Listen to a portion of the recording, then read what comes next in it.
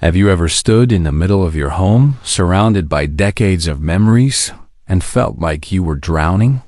That's exactly what happened to 74-year-old Eleanor Hayes, a retired librarian living alone in the same three-bedroom home, where she and her late husband raised their children. The walls whispered memories. The closets were bursting with forgotten plans. And in just 48 hours, a moving truck was scheduled to arrive. Her children, scattered across the country, couldn't be there. It was just her, and a mountain of belongings that felt impossible to face. But what happened next would shock everyone, especially Eleanor herself. She didn't just clear out her entire home in 2 days. She did it with grace, power, and a sense of emotional freedom she hadn't felt in decades. And it all started with 7 unconventional strategies. Not the ones you read in magazines or hear on cheerful morning shows. These were ruthless, raw, and honest methods born from elderly wisdom. Not Pinterest boards. You see, Eleanor wasn't naturally organized. Quite the opposite. After losing her husband 2 years prior, she'd let the home become a time capsule, a museum of memories. Every room was filled with what used to be. She wasn't just overwhelmed, she was emotionally frozen. That's something many people in life after 70 quietly battle. And that's why this story matters. Because what Eleanor discovered wasn't just a way to clear a home. It was a new way to reclaim a life. Let me take you through each step she took. If you're someone navigating the path of healthy aging, if you're overwhelmed by the things you've accumulated but don't know where to start, this isn't just advice for decluttering. This is a roadmap to becoming who you are meant to be in the next chapter of your life. Let's begin with the first trick that broke the chain. Trick #1. The triage method. When everything feels urgent, prioritize what's vital. Eleanor's living room was the heart of the home. But now, it was packed with 40 years of items, gifts, heirlooms, unread books, china sets, forgotten gadgets. She had tried decluttering before, but always stopped, paralyzed by indecision, until she stumbled upon a method borrowed from emergency medicine, the triage system. Like doctors who don't treat every patient equally in a crisis, Eleanor realized she couldn't give every item equal weight. So, she grabbed 3 boxes and created 3 ruthless categories. Category 1, can't live without it. This was for essentials, prescriptions, important documents, 1 or 2 deeply sentimental items, her favorite tea mug, and the blanket. She used every night. Category 2, might need someday. This was dangerous territory. It's where most people in their 60s, 70s, and beyond get stuck. It's clutter wearing a mask of practicality. Category 3, haven't touched in over a year. Gone. No debate. These items were taking up space, physical and emotional for no reason. But here's what made this approach work so powerfully for Eleanor. She treated Category 2 like Category 3. That was the hard part. It required advice for seniors over 70 that most people won't tell you. Might need someday is just fear in disguise. And fear keeps us trapped. So she gave herself permission to be wrong. To let something go and accept that maybe, maybe she wouldn't miss it. She said, I would rather regret throwing something away than regret never living a lighter life. Eleanor started with the kitchen, a place of practicality, not sentiment. She found 19 coffee mugs, despite only drinking green tea. 3 sets of china she hadn't touched since her daughter's wedding. A bread maker that hadn't been used since 2011. Out they went. With each drawer, each cupboard, she felt herself breathing easier, lighter, more grounded. Senior health isn't just about food and exercise, it's about the emotional environment you live in. And clutter? It quietly suffocates peace. The emotional breakthrough came fast. She realized something profound.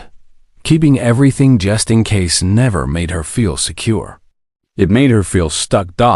And that awareness, that clarity, would become the emotional fuel. She needed to keep going. The 10-minute rule that changed everything. Most people assume decluttering requires stamina, energy, a full day of hauling, sorting, and letting go. But Eleanor Hayes, like many navigating life after 70, didn't have that kind of energy to burn anymore. The idea of tackling an entire room left her exhausted before she even began.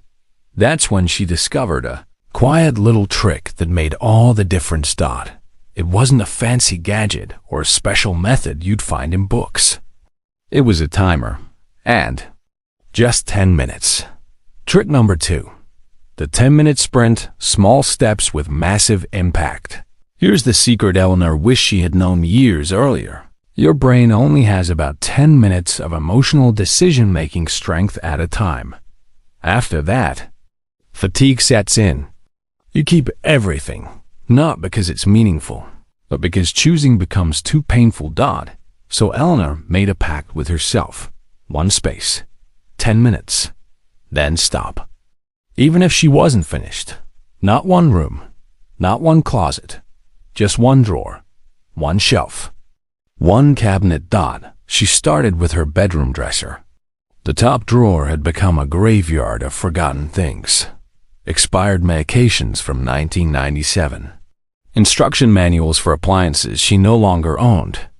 Greeting cards from people whose faces she could no longer place. She set her timer, 10 minutes. Later, she had a full trash bag and something more valuable. Momentum. This small shift turned everything around, because 10 minutes doesn't feel overwhelming. It feels doable. And what she discovered is something every senior should hear.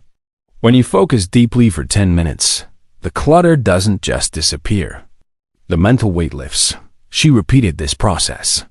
Morning, afternoon, evening. Always stopping when the timer rang. No guilt. No, just a little more. By the end of day 1, 24 sessions. That's 4 hours of focused, intentional decision-making, without the burnout, without the panic, without the tears. This is elderly wisdom at its finest, understanding that healthy aging means protecting your emotional reserves, not pushing through until you collapse. Between sessions, she rested, watched a little television, had some tea, sat in the sun. The act of pausing kept her energized for the next round. Why it works so well for seniors. If you've ever started to clean and found yourself spiraling into memory or guilt or simply collapsing on the couch and giving up, this trick is for you. 10 minutes gives your mind just enough time to trust your gut. You stop overthinking. You stop apologizing to items that don't deserve your emotional energy. You just act. Eleanor realized that in those short bursts, she could finally hear the truth behind her own clutter. She could finally say, no, I don't need 17 pairs of scissors. No, I don't need that fondue pot from the 1980s. No, I don't need 6 travel pillows. I barely travel anymore. And that honesty was refreshing, liberating, healing. This isn't just advice for seniors over 70. This is grace in action. It's reclaiming your time, your space, and your peace. 10 minutes at a time. The stranger test. Seeing through clear eyes. There's a moment in every decluttering journey where the hardest part begins. Not the physical labor, but the emotional release. Eleanor Hayes had tackled her kitchen, her dresser drawers, and even the linen closet. But then she opened a box in the attic. Inside, her daughter's finger paintings from kindergarten. Christmas cards from 1984. Magazines, all yellowed and curled, from a world long gone. Clothes she hadn't worn since retirement. Dozens of photo albums filled with people she could no longer name. This was no longer about clutter. This was memory, identity, guilt, and it was paralyzing. Until she used one simple but powerful question. If a stranger looked through my things, would they understand why I kept this? Trick number 3. The stranger test. Removing emotional fog. Eleanor wasn't being morbid. She was being wise. This wasn't about death. It was about clarity by pretending someone else, someone completely neutral, would be sorting through her belongings. She was able to look at each item without emotional bias. No guilt, no nostalgia, no imagined obligation. Just honesty. That stack of old catalogs. A stranger would recycle them. The 47 scented candles she never lit for fear of fire. A stranger would donate them. Her business suits from 2 careers ago. A stranger would see them as outdated clothing for a role she no longer played. Suddenly, her space was no longer a storage unit of the past. It was a reflection of her present and her future. Letting go was love, not shame. Eleanor went through every sentimental item, but this time with sharper awareness. Her children's drawings. She kept the 10 most special and scanned the rest into a digital photo book. Her photo albums? She condensed 23 albums into 3 beautiful ones that actually told a story. Her books? She asked herself, will I honestly ever read this again? That went the diet books from the 80s, the romance novels, the management textbooks from her past life. She kept only what still inspired her. This is the kind of advice for seniors over 70 that no one talks about, but it's the kind that changes lives. Elderly wisdom means knowing that not everything that mattered once needs to be carried forward. It means trusting that memories don't live in objects, they live in you. And it means giving yourself permission to say, I'm not a bad person for letting this go. Your peace of mind is worth more than your clutter. The stranger test revealed something powerful to Eleanor. Most of the things she kept out of duty or guilt were only weighing her down. She wasn't just clearing space. She was claiming peace. This wasn't just about decluttering. This was about active aging, choosing how you want to live with intention, not by default. Eleanor found joy in the space she created. More room to breathe. More light in her home. And more importantly, more energy for what mattered: friends, family, art, and laughter. The just-in-case lie and the reality check that dismantled it. Eleanor Hayes had made major progress. She had tried rooms, timed her effort in short sprints, stepped outside herself with the stranger test, but there was still one beast to slay. And it's the same one most people over 70 quietly battle in their homes every single day. What if I need this someday? That sentence, so simple on the surface, had been silently ruling Eleanor's life for decades. It had taken over her basement, her garage, her closets, her drawers. And it had stolen her peace. Trick number 4. The replacement reality check. Cut through the fear. One morning, Eleanor stood in front of her cluttered tool cabinet. 12 screwdrivers, 7 hammers, pliers of every size. She hadn't done serious repairs in years. Her hands ached with arthritis. She now called someone if the faucet leaked. So she asked herself 3 bold questions. Questions that became her new compass. 1. If I needed this item tomorrow, could I realistically replace it? 2. How much would it cost to get a new one? 3. In the past 5 years, have I actually needed it even once? That last question was the turning point. She realized she hadn't used 90% of her tools in over a decade.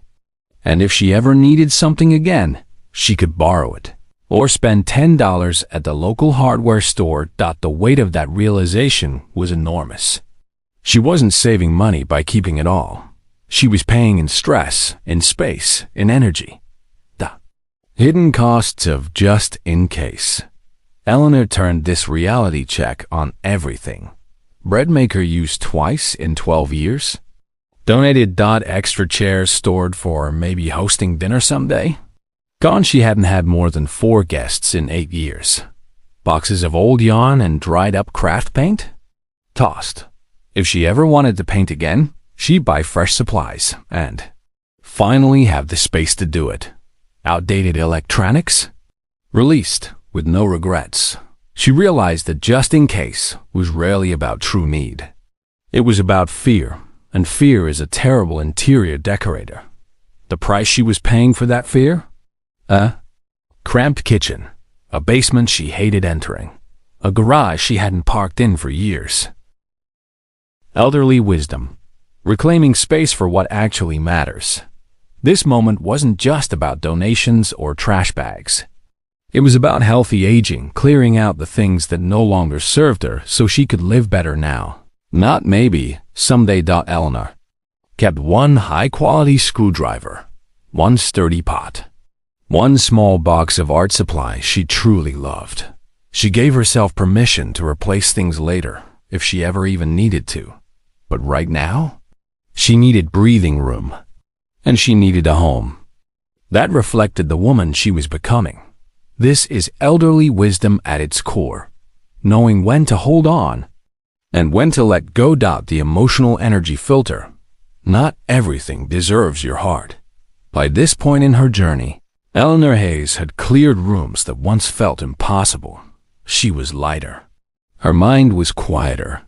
Her home, once a shrine to the past, was slowly becoming a sanctuary for her life after 70. But there was one silent danger still lurking. The idea that everything deserved her emotional attention. You see, Eleanor had been treating every item like it mattered equally. Whether it was a broken mug or her mother's cookbook, she agonized the same. And it was exhausting her, until she created a scale that would transform her entire approach. Trick number 5. The energy investment scale. Reserve yourself for what truly matters. Eleanor took out a piece of paper and drew a simple line from 1 to 10.1 equals no emotional value. Trash, donate, or release immediately. 10 equals deep personal meaning. Handle with care, preserve with honor. Everything else ranked accordingly. Suddenly, decision-making became crystal clear. Old business memos from 1993. Level 1. Tossed without a second thought. A generic wedding gift she never used. Level 2. Donated with relief. Her late husband's love letters. Level 10. Wrapped carefully in ribbon. Placed in her keepsake box. Eleanor wasn't just organizing her house. She was protecting her senior health by avoiding the emotional burnout that happens when you treat every item like a treasure. This was about healthy aging. And sometimes that means giving yourself permission not to feel deeply about things that simply don't matter anymore. The closet breakthrough. Her bedroom closet had long been a source of stress. Crammed with clothes from every era, teaching days, dinner parties, vacations long past. Using the energy scale, she sorted everything. Clothes she hadn't worn in years. Level 2. Out. Pieces that never fit quite right but might someday. Level 3. Gone. The few outfits she loved that made her feel alive today. Level 9 and 10. Kept and proudly hung on quality hangers. Within 45 minutes, her closet was no longer a maze of outdated choices. It was a curated collection of her favorite self. The garage, the files, and the quiet relief. The garage had become the ultimate emotional black hole. Camping gear, garden tools, old sports equipment, reminders of lives she no longer lived. With her scale in hand, Eleanor moved through it like a calm storm. Gardening gloves she hadn't used in 5 years. Level 1. Her grandson's broken baseball bat. Level 2. A quilt her grandmother had made. Level 10. No more. I might need this. No more. But it's still in good shape. Just truth. Even her paperwork got the same treatment. Tax returns older than 7 years. Level 1. Shredded. Home insurance policy. Level 9. Filed neatly. This wasn't minimalism for the sake of trend. This was elderly wisdom in action, respecting what mattered, releasing what didn't, and preserving the energy needed for what's still ahead. Eleanor began to notice something unexpected. With each thing she let go of, she didn't feel sad. She felt powerful. The more she released, the more she had to give to friends, to her community, to her own healing. Who you were versus who you're becoming, a future self-test. At the core of every difficult decision Eleanor Hayes faced in her home. One question kept echoing louder than the rest. Who am I now, and who am I becoming? That shift, subtle but seismic, transformed her decluttering from a painful process of saying goodbye into an empowering declaration of who she was choosing to be next. And that's where her sixth strategy was born. Trick number 6, the future self. Test. Release the past to welcome the present. We often hold on to items not because they're useful, but because they anchor us to a version of ourselves we're afraid to outgrow. Eleanor realized she had spent years preserving a life she no longer lived. Business suits from her years as a high school principal, travel gear from trips she hadn't taken in over a decade, dozens of books on leadership and administration. They weren't just things. They were symbols of achievement, identity, relevance. But here's the truth. Her future self had changed. She was now a woman who enjoyed painting, morning walks, bird watching, and volunteering at the community library. So she asked a new question for every item. Does keeping this serve the woman I'm becoming? Or is it tying me to a past I've already outgrown? Letting go to grow forward. Eleanor's suits went to a local nonprofit helping women re-enter the workforce. Her travel gear found new homes with her nieces and nephews, who were just beginning their own journeys. Her old management books? Donated to a nearby college library. This wasn't loss. It was liberation. Her bookcase, once packed with the past, now held gardening guides, art books, and poetry collections that spoke to her life after 70, not her career before it. The sewing room, long abandoned, was transformed into a quiet space for watercolor painting. Sunlight filled the room again. For the first time in years, it felt alive. Honoring the past without staying stuck in it. One of the hardest steps was revisiting her late husband's belongings. At first, she'd kept everything just as it was, his watch, his favorite sweater. But they had become anchors, not comforts. So she asked again, would keeping this help me move forward or hold me in place? She kept what truly brought warmth, his letters, one flannel shirt, a framed photo of them dancing. The rest, released gently. Some donated. Some passed on to his brother's children. Elderly wisdom means understanding that your past doesn't disappear when you let go of things. It lives inside you, in who you are, in how you love, in the stories you choose to tell next. The courage to change. Eleanor wasn't just decluttering her home. She was reclaiming her right to evolve. She began to dream again, teaching a class at the senior center, learning how to cook Mediterranean dishes. Maybe, just maybe, trying dating again. Her space was now aligned with her spirit. And if that's not the heart of active aging, I don't know what is. Saying goodbye with grace. The power of completion rituals. Eleanor Hayes stood at the threshold of a home she had lived in for over 4 decades. The rooms echoed differently now, not with sorrow, but with space, stillness, possibility. And yet, she knew if she didn't bring emotional closure to what she had released, regret could sneak back in. That's why her final, most unexpected strategy became the most healing of all. Trick number 7. Completion ceremonies. Letting go with love, not shame. Instead of sneaking out her belongings like she was getting rid of garbage, Eleanor created mini rituals for each category of items she released. These weren't grand or dramatic, but they were deeply personal. They turned loss into honor, guilt into gratitude. Ceremonies. Business wardrobe. Before donating her favorite navy suit, the one she wore the day she earned her final promotion, she held it in her hands and said aloud, "Thank you for helping me lead with strength and dignity." She imagined a younger woman wearing it into her own career. It felt right. Books. Before dropping them off at the local library, she slipped little notes into the pages of her most cherished reads. "This book helped me heal after my divorce. May it do the same for you." Photos and artwork. Instead of throwing away duplicates and worn prints, she digitized what mattered and created a digital album for her children titled My Children's Masterpieces. Her kids cried when they received it. It meant more than a dusty bin ever could. Broken or worn-out items. She held her favorite old sweater one last time. "Thank you for keeping me warm through so many winters," she whispered, before sending it to be recycled. It wasn't just trash, it had served her well. Even her wedding china was given a proper farewell. She remembered each holiday it had, graced, then passed it on to a neighbor family, along with a blessing. "May this set serve your family with as much joy as it gave mine." The final ceremony, a love story set free.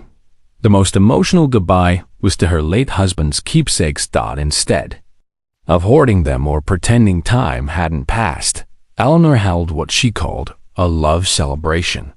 For each item, she shared a memory, allowed his laughter at the grill, the sound of his footsteps in the hallway, the way he folded the newspaper.